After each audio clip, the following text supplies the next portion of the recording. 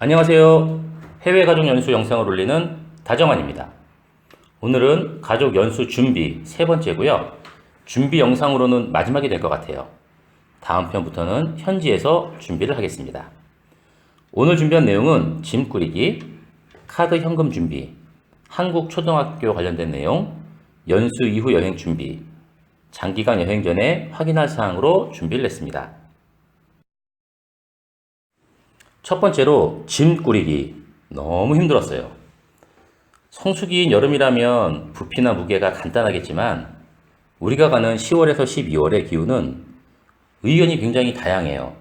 한국의 가을 정도, 초겨울이라고 하는 사람들도 있고요. 성인이라면 사실 옷 몇 벌로 그냥 지낼 수 있겠지만 아이들 같은 경우에는 준비할 게 많아지더라고요. 이 부분은 현지에서 살아보고 나중에 다시 포스팅 하겠습니다.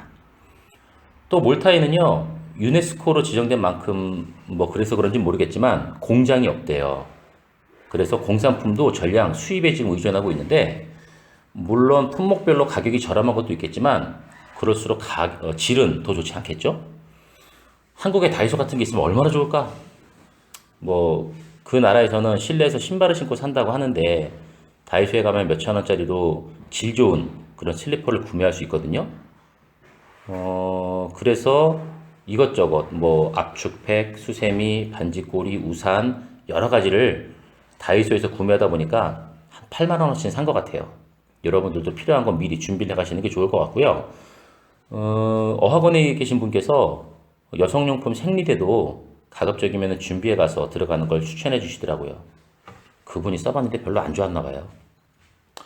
아시안 마켓들도 최근에 많이 등장했다고 하는데 얼마나 다양한 먹거리가 있는지 그리고 가격은 여기처럼 저렴한지 아마 굉장히 비쌀 것 같긴 한데 이런 것들이 참 의문이 많아서 밑반찬도 미리 아이들 잘 먹는 걸로 미리 준비를 했고요. 뭐 멸치볶음, 오징어채, 볶은김치 그리고 김, 스팸, 참종, 참치통조림, 양념고추장, 맛간장, 누룽지, 라면, 쌀, 뭐 이것저것 좀 먹을 만한 거를 많이 챙겼어요. 그러다 보니까 음식으로만 한 26인치 트렁크가 가득 차더라고요. 여러분들도 글쎄요. 얼마나 현지 음식에 잘 접근할지 모르겠지만 저희들은 좀 준비를 한다고 했고요. 장기간 생활하시는 분들에게는 전기밥솥도 가져가라고 추천을 해 주시더라고요. 현지에도 밥솥이 있긴 한데 시원치 않은가 봐요. 쌀도 쌀이고 그래서 좀 전기밥솥을 가져가는 게 어떻겠느냐 얘기를 하시던데 저희들은 참고로 캠핑을 좀 많이 다니는데 캠핑 다닐 때도 냄비로 밥을 주로 해 먹어요. 흰쌀밥 맛있잖아요. 물론 좀 와이프가 좀 번거롭긴 하겠지만 우리는 냄비밥을 해 먹는 것으로 결정을 하고 전기밥솥은 포기했어요. 냄비에 흰쌀밥, 누룽지. 이거 뭐 맛있겠죠? 그래서 쌀만 준비를 했고요. 어학원에 모이는 각국의 아이들이요. 은근히 새콤달콤 마이쮸 같은 한국의 젤리류를 좋아한다고 그래요. 그래서 이것도 좀 준비를 했고 믹스 커피도 좋아한다고 그러대요. 그래서 한 100개 정도 준비했어요. 맛있죠? 마법의 믹스 커피. 친구 만들기 아주 좋은 방법인 것 같아서 이것도 좀 넣었어요. 여행 가방 이렇게 이것저것 챙기다 보니까 무게 조절은 참 필수인 것 같아요. 제가 티켓을 보니까 한 명당 25kg 수화물이 가능하더라고요. 간신히 저희는 25kg, 25kg, 24kg, 21kg 정말 간신히 깍깍 넣었어요. 이렇게 좀 많이 싸가긴 했는데 저희들이 한번 지내보고 꼭 필요한 물건과 굳이 필요하지 않은 물건 이런 것들 정리해서 다음에 올려드릴게요. 두 번째로 현지에서 사용할 수 있는 카드예요.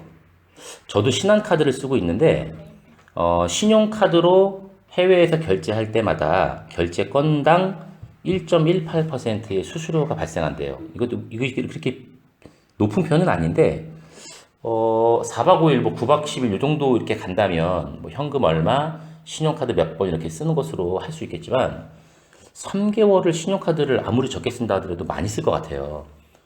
뭐 신용카드 적게 쓰려고 현금을 많이 가지고 다니는 것도 좀 부담스럽고요. 그래서 알아보고 준비한 게 신한은행에 있는 글로벌 멀티카드. 야, 이거 정말 성능 좋더라고요.